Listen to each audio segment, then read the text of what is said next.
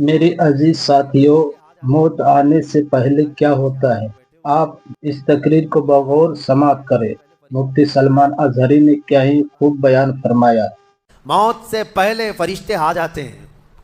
चाहे तुम अच्छे आदमी हो, बैठे हुए हो, तुमको भी अगर मौत आनी है तो तुम पहले फरिश्तों को देखने लग जाओगे, लेकिन बता नहीं सकते किसी को।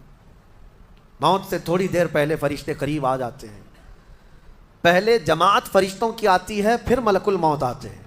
मलकुल मौत उन फरिश्तों के बीच आते हैं। जैसे ही ये मरने वाला आदमी मलकुल मौत को देख लेता है, फिर उसके जिस्म में कपकपी तारी हो जाती है। और ऐसी कपकपी तारी होती है कि कभी पेशाब निकल जाता है, कभी पखाना निकल जाता है। अक्सर देखना मरने वालों की नजासत निकल जाती है।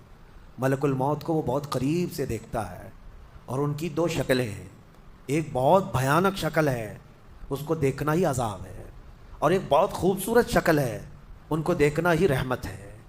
वो नेक बंदों की रूह निकालने के लिए जब जाते हैं तो खूबसूरत शक्ल में जाते हैं, और जब गुनहगारों की रूह निकालने जाते हैं तो भयानक शक्ल में जाते हैं।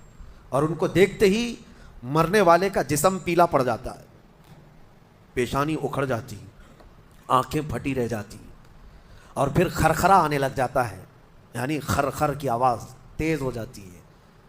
वो बोलना चाहता है अपने पास वालों को, लेकिन बोल नहीं सकता, बंद हो जाता है। ये वो वक्त है जब उसके तौबा का दरवाज़ा भी बंद हो जाता है।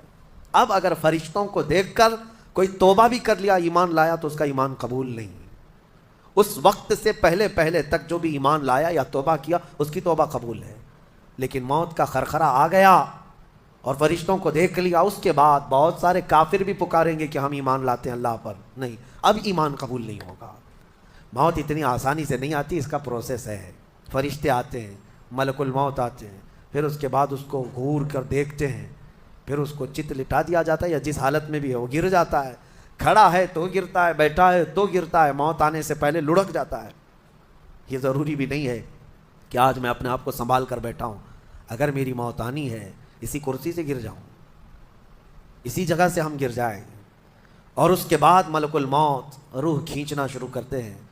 पैरों के नाखूनों से लेकर, हाथों के नाखूनों से लेकर, उसके जिस्म के हर हिस्से से लेकर नाक तक खींचते हुए लाते हैं। और उसके बाद जब पूरी रूह निकल जाती है, वो लेकर के चलते रहते हैं, और मुर्दा उनको जाते हुए देखता रहता है।